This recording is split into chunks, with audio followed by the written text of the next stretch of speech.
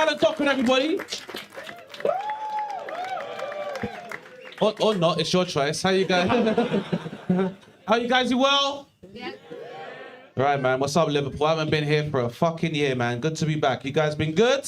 Yeah. I feel like some of you haven't been.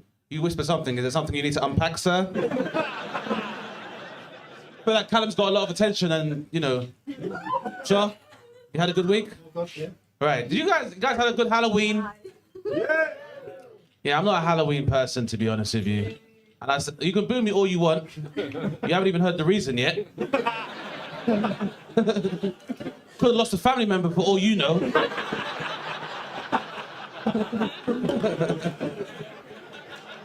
Why do you think I'm wearing this black, madam? How dare you? Only kidding, I'm wearing this to sell drugs afterwards. That's what. I sometimes wish there was... Why can't we have Halloween? That's what I would like. Well, you think about, like, you know, people go and pick up sweets and stuff and loads of little munchies at Halloween. Halloween would work the exact same way. You just go to people's door with a spliff and be like, treat? Then that would work quite well. I feel like also, like, but then why stop at weed? Why can't we have other drug holidays? It's like one day when a drug is like legal. Like, or like even like cocaine. Then we had like a white weekend. And you could... Because we got Black Friday. Which is not a bank holiday for my people. Lord knows we could use one. I say this because, like, I'm not sure if you know this, like, Black Friday comes from the States, it happens after Thanksgiving. And what normally happens is it's like all these sales, like 80% off. And every time you go on your WhatsApp, someone puts a video in your group about Americans trying to kill each other for flat screen TVs. They go fucking mental on Black Friday. I mean, they go pretty mental for anything that starts with black in America. You know, Black Friday, Black Lives Matter, you know what I mean. But it's... Black Friday's a mental one because on average, at least one person dies during Black Friday in one of their mental sales, which is fucking weird. To risk your life for a flat screen TV. And that's not even the crazy part, because if someone dies, that means they have to have a funeral. What the fuck do you say at someone's funeral if they die trying to get bargains on Black Friday? You just show up at the funeral home, coffin's behind you, like, everyone, thanks for coming at this very sad time. Jenny loves shoes. Some would say too much. Well, they say the devil wears Prada, but let's hope Jesus wears an open-toed sandal, because she died for that shit, guys. I'm glad you laughed at that eulogy, guys. Because, like, people always say to me, you know, Dane, comedy is so hard. How do you even know what to say? It's so hard public speaking. And don't get me wrong, it is. I'm a Marine. However, I'm not saying I'm a key worker, but I'm getting there. All I do is dispense the best medicine. What can I say? The point is, that's a hard thing to, like, you know, talk about a eulogy. But I want to tell you a story that happened to a friend of mine, not me. When you hear the story, you'll understand why I said that shit. Basically, my friend's brother went to Thailand. And while he was in Thailand, he chanced upon two lovely women that he brought back to his hotel. And maybe after some drinks and a little bit of drugs or what have you, some fooling around took place. And it turns out he got their pronouns wrong. A slight struggle ensued. And he fell from his hotel balcony to his death. Yeah. What the fuck do you say at that funeral? I need to know, because he's asked me to say a few words next week. And, I've got nothing. I was thinking of going with something like, all right, you know, I'm someone who has no problem with anyone if they're non-binary, trans, or gender fluid. But to be honest, when you really think about it, gender fluid is another word for cum. If you really think about it. What, too soon? Like, well, gender fluid sounds like something that Harry Potter would drink on his stag do. But they all go out to Hogwarts Revolutions, and Hagrid's like, all right, let's get fucked up, Harry, drink that, mate. He's like, what's that, Hagrid? You know what that is, that's gender fluid, Harry. And And how does it work, Hagrid? You'll find out soon enough, Harriet. Way! Now, what the fuck is wrong with you, Hagrid? I'm half human and half fucking giant, Harry. I'm stuck between two worlds. I'm too small for a giant pussy, too big for a human one. I mean, I ain't read the book, so that's why I assume happens. I know there's probably some Harry Potter fans in here, and I don't want to offend you, but at the same time, I think that J.K. Rowling's a bit offensive herself. Because she's always like, I'm not sure how I feel about the trans community, because if I go to a toilet, a man dressed as a woman might come in there and he might touch me. And I'm like, JK, you're a billionaire. You're not going to the toilet in fucking Wetherspoons, can we? Honest with ourselves, please.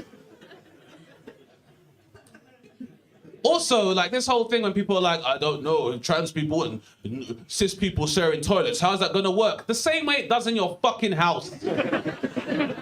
I've got like a twin sister, she shits like a construction worker, like, you know. Women shit too, I'm afraid. People always say, I don't understand how this whole thing works. I find it's very easy to understand, you know. Some things normally exist as other things. It's like, you know, tomato. We all know tomatoes are fruit, but you never see it in pies or milkshakes like other fruits. So you say tomato, I say trans vegetable. It's just how that works. Learn these things. Because I live in South London and, you know, a lot of people I grew up with have slightly homophobic views. Like, for example, a lot of my friends now get into an age where they need to get their prostate checked. But you can't tell them that shit, because that's going to end up in a fight. If I say to my friend, have you checked your prostate? He'll be like, no, you're gay, bro. Who are you talking to? It's very immature. Like, the thing is, that's the thing with men. Like, men don't want to discuss any medical issues. That's why we die so fucking early. Except for you, Callum. You're holding in there, bro, despite what they say. See? And just a quick aside, everyone's like, I don't think he's 40. That's because he's growing old gracefully. He's not had his face tainted by a surgeon, like many people. Now, you check his prostate. You're not like he's flirting with him in the shadows. The guy in the back's like, I don't think Alan's 40. I wish you could prove it to me. Like, in the darkness, he's like, I don't think Callum's dick's even that big.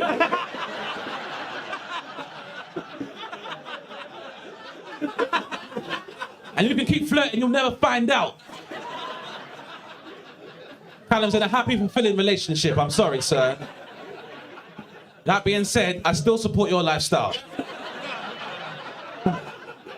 Or if you're into bums or fannies, no still means no. And maybe you can't say that, Callum, but I'll say it for you.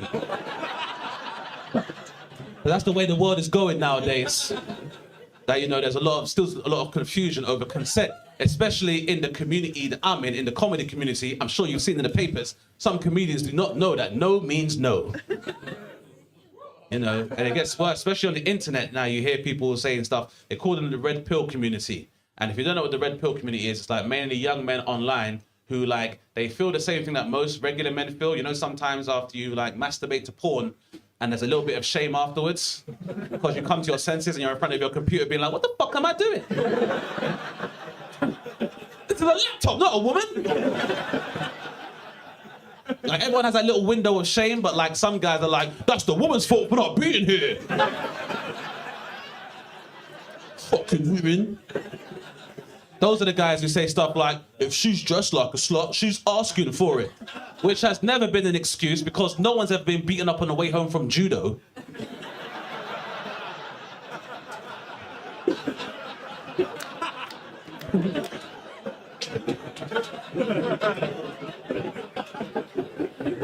It's like ladies in the room. You know when ladies in the room, you know, remember? Ladies, remember when you used to wear like combat trousers?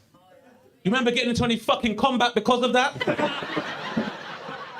Never been coming home and someone's been like, oh, so someone's looking for a fight. What do you mean? You're wearing combat trousers, ain't you?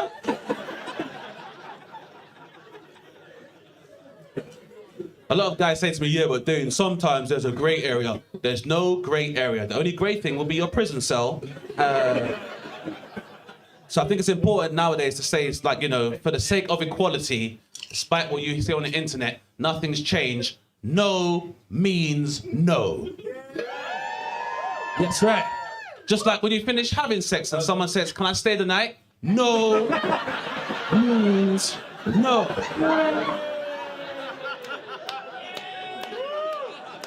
That's how equality works. You can't force yourself into someone's bed afterwards.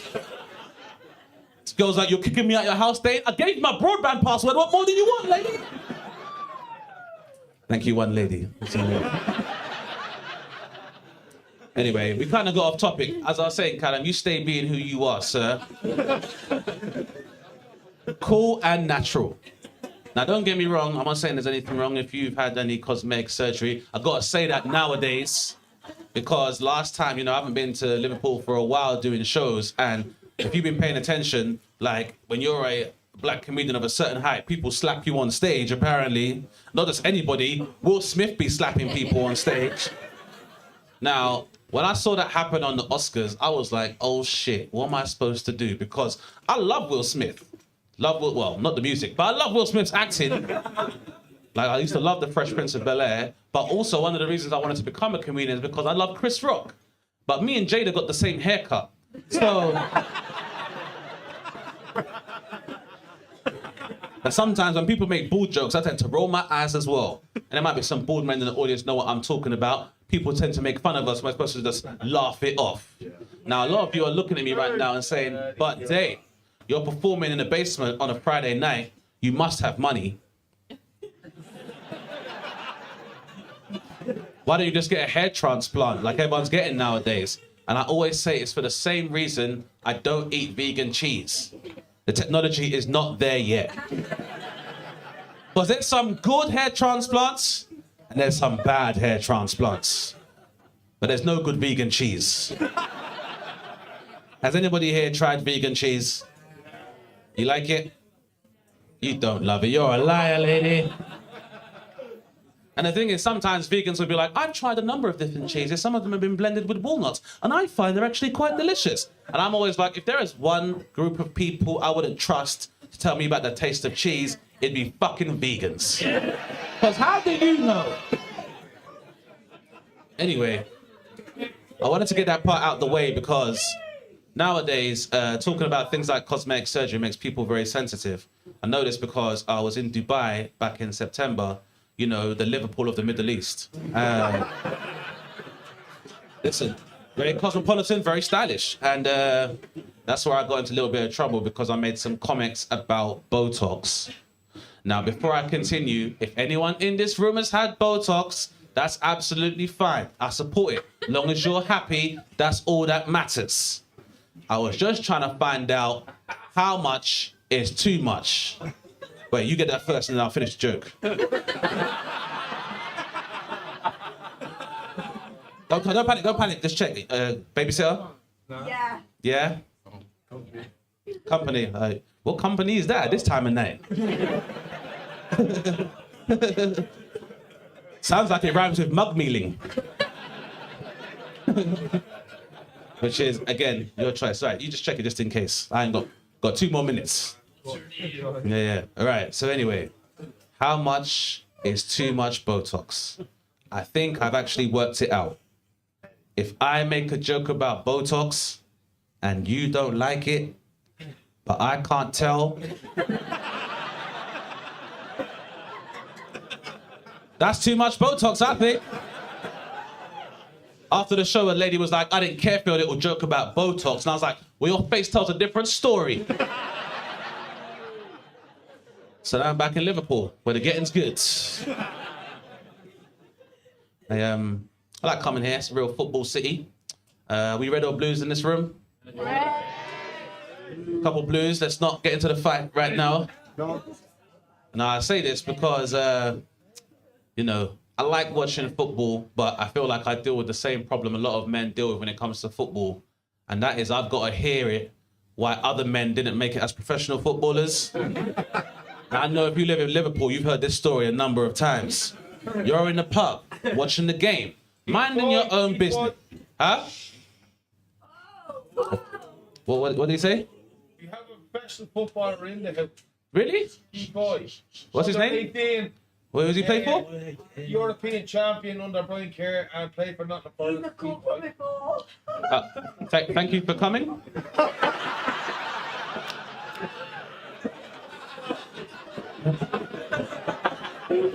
I was saying, it wasn't really about who's actually a footballer. It was about when football's brought up, there's always one guy who's like, yeah, I know professional football!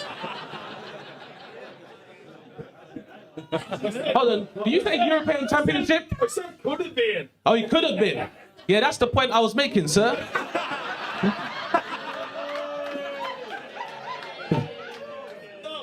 Stand up, Keith, stand up.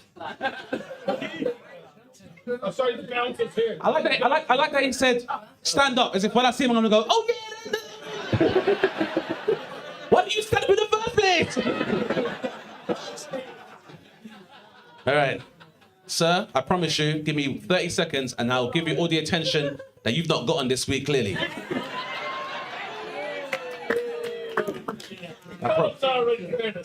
Yeah. We know, he knows how to listen, so... That's why Callum gets to sit at the front with a lovely lady and you're like, look at my friend, I love this ball. He could have been a footballer, he could have been anything. He's my best friend. That is actually kind of cute, really, because normally, you know, men aren't so open about how much they love their friends. Not like, you know, a lot of time, normally women are the ones that are open about caring about their friends. Like, for example, when I ask ladies, like, are you the ladies' friends? Yeah? What's your name, Miss the blonde lady? Lorraine? Is your name? Abby. So, for example, Lorraine and Abby. Let's say you were over, like, let's say, Lorraine, Abby's over at your house. You guys are watching your favorite TV show. Now, let's say, Lorraine and Abby turns to you and she says, Lorraine, love, I'm a little bit cold. What would you do in that situation, Lorraine? Give her a blanket or put the heating on. Normal, natural response from two lady friends. I got a friend called Mikey that I've known for 20 years. And one day I was over at Mikey's house watching the TV. And I turned to Mikey and I was like, hey, Mikey, I'm kind of cold, bro. And he was like, it's probably because you got AIDS.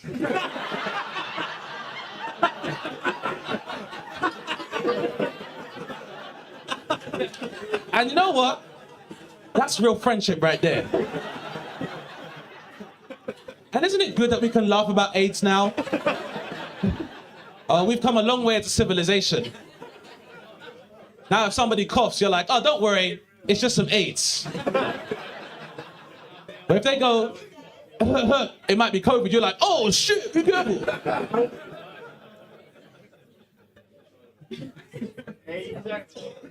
What was you saying about? Huh? He's got great hair.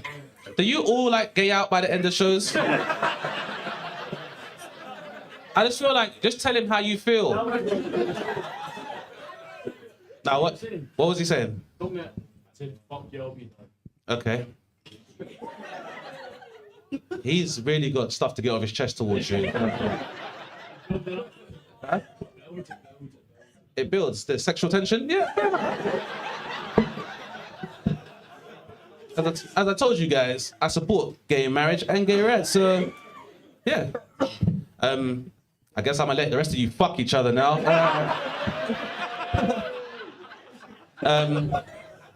If you do enjoy comedy that doesn't involve two dudes flirting with each other, you can find more of my content online. Have a wonderful weekend. You two get your fuck on. My name has been Dane Baptiste. Thank you very much, everybody.